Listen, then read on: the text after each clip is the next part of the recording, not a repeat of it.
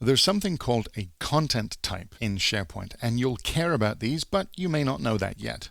In fact, you already care about the situation this is designed to fix. Let's say your colleague walks over to you and says, "Hey, I just emailed you a Word document." Your first thought is, "Okay, what is it?" And if your colleague says to you, "Well, I just told you it's a Word document," you're liable to get a little annoyed. "I know it's a document. I heard you. What kind of document? What actually is it?" Now, SharePoint has the same problem. When you're uploading things into SharePoint, what are you uploading? I'm uploading documents.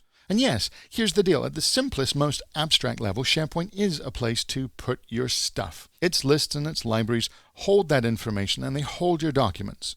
Easy enough, but you don't think about your stuff this way. You don't deal with documents. You deal with resumes, specifications, and business plans and expense forms, or even simple things like menus. Now, you can fix this situation of going from the generic to the specific by defining content types in SharePoint. Now, the question might be, well, why would you? Well, because you can treat them differently. You can control workflow on content types, auditing, expiration. All of these behind-the-scenes great capabilities of SharePoint can be based on the content type. Because after all, if you have a document representing the menu for Friday at the canteen, the lifetime of that document and the way it should be treated is completely different from how you would deal with a document representing your company's tax records for last year. So we define content types. Now, content types are not the same as file types. In fact, one file type could be multiple content types. You could have a Word document that represents a resume, or a legal contract, or a business plan, or a policy document, or a patient record.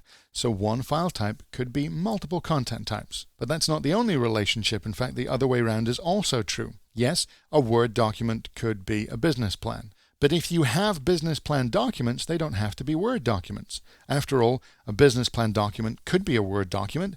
It could be in Excel representing projections. It could be in PowerPoint. It could be OneNote information. So really, the relationship between a file type and a content type is different. Your content type is all about the extra information you need to know. Now, you might be thinking, well, this all sounds a little bit vague and abstract, so maybe I'll just avoid them. Maybe I won't work with them. Well, you can't. You're already using content types. If you've ever uploaded anything into SharePoint, you're using a content type. Now, unless you say otherwise, everything that you upload into a document library is the content type of document. Very generic. It really means an attached file with a title on it. You can add a little bit of extra information in the particular library, but it's much more powerful to define a content type. So rather than just having generic documents with a little bit of work, what you can have is content types that represent resumes, or content types that represent products, or content types that represent expense claims, or even articles or press releases, so that these documents can be treated differently and can have extra information. Okay, but how do you do this? Well, really a content type is not all that complex. It's all about the metadata. It's all about the extra information that you need. So instead of just uploading a document, you still upload the document, but if you're uploading, say, a product information, you want to also have a product SKU and a category and a price and an image.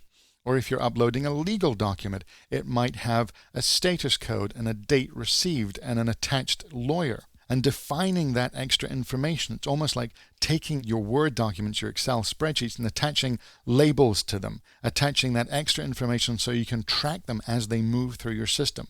Now, content types should be done as early as possible. They are one of the things that really rewards you doing this early in the lifetime of SharePoint, as early as you can. But as we go on into more advanced features of SharePoint, they'll become more and more useful, and we're going to see exactly how to create them.